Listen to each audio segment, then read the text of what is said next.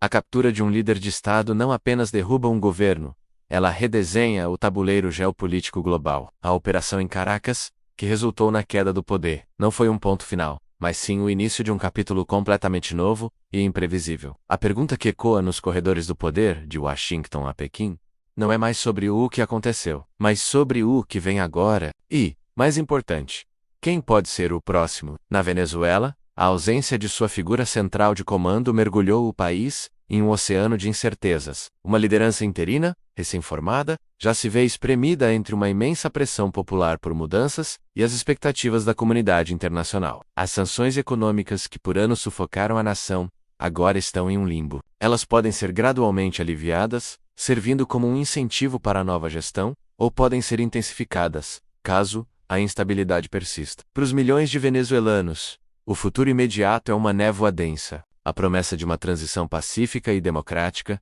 compete diretamente com o risco real de uma fragmentação do poder, onde diferentes facções militares e políticas podem disputar o controle, transformando o país em um campo de batalha interno. A estabilidade política nos próximos meses será o fator decisivo que determinará se a Venezuela encontrará um caminho para a recuperação ou se afundará ainda mais no caos. Para além das fronteiras venezuelanas, a mensagem enviada pela operação foi alta e clara. Analistas internacionais concordam que os Estados Unidos demonstraram, de forma inequívoca, uma nova disposição para agir de maneira unilateral e decisiva. A ação em Caracas sinaliza que a paciência com a diplomacia tradicional tem limites, e que, quando julgar necessário, Washington não hesitará em intervir diretamente, mesmo que isso signifique contornar normas internacionais ou atuar contra chefes de Estados soberanos. Essa nova postura mais assertiva e menos burocrática sugere uma mudança significativa na política externa americana, uma fase onde a ação direta prevalece sobre longas negociações diplomáticas. Isso cria um precedente perigoso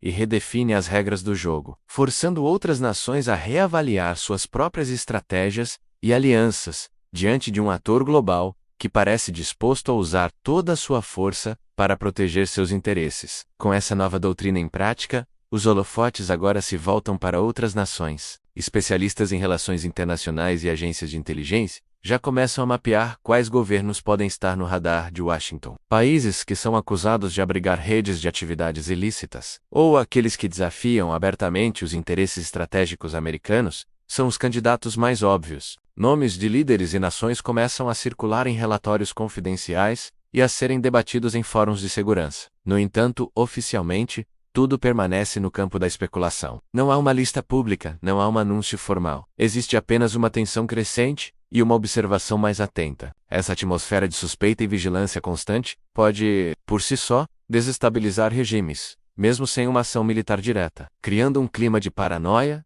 e incerteza em várias partes do mundo. O grande perigo dessa estratégia é o inevitável efeito dominó. No complexo xadrez da geopolítica, nenhuma ação fica sem resposta. Uma intervenção em um país provoca uma reação não apenas da nação-alvo, mas também de seus aliados. Essas respostas, por sua vez, podem fortalecer alianças preexistentes ou forjar novas, muitas vezes unidas por um inimigo em comum. Se essa dinâmica não for gerenciada com extrema cautela, o risco de uma escalada é imenso. Um confronto localizado pode rapidamente se transformar em um conflito regional e, no pior dos cenários, envolver potências globais com interesses conflitantes. Cada movimento é acompanhado de perto por capitais como Moscou e Pequim, que sabem que um único erro de cálculo, uma única decisão impulsiva pode tirar a situação completamente do controle com consequências catastróficas para a segurança e a estabilidade mundial. Estamos testemunhando o início de uma nova era de incerteza global, uma era onde os limites da soberania nacional estão sendo testados e as regras que governaram as relações internacionais, por décadas, estão sendo reinterpretadas. Ou, simplesmente, ignoradas. A queda de um líder em Caracas foi apenas o primeiro movimento. A verdadeira questão que fica no ar